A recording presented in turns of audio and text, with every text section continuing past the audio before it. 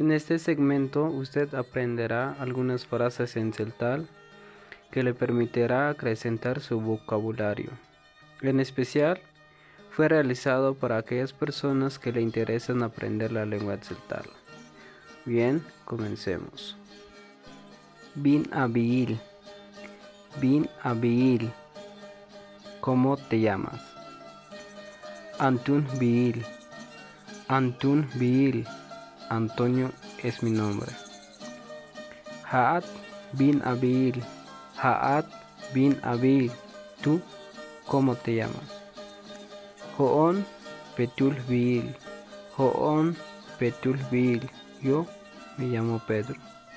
Bins Bilatat. Bins Bilatat. ¿Cómo se llama tu papá? Has Bil Alush. Has Bil Alush. Él se llama Alonso. Hatsin Ha Teme Bins Bil.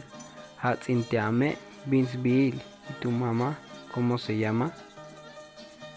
Hatsin Teavitzin Bins Bil. Hatsin Teavitzin Bins Bil. ¿Y tu hermanito cómo se llama? Hatsin Teamam Bins Bil. Hatsin Teamam Bins Bil. ¿Y tu abuelo cómo se llama? Talonish, ya vine. Talonish, ya vine.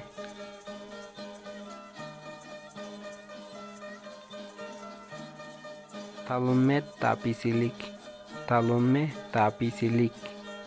Vine ante todos ustedes.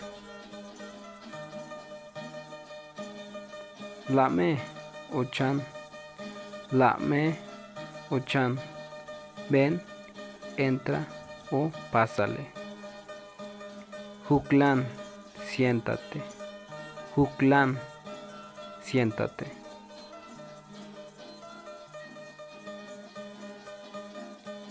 Lekte talate. Lekte talate. Está bien que viniste, bienvenido. Hichuk. Hichuk. De acuerdo. Lekay Vokolawal. Lekay Vokolawal. Está bien, gracias. Bin Avilel. Bin Avilel. ¿Cómo estás? Lekayon. Lekayon. Estoy bien.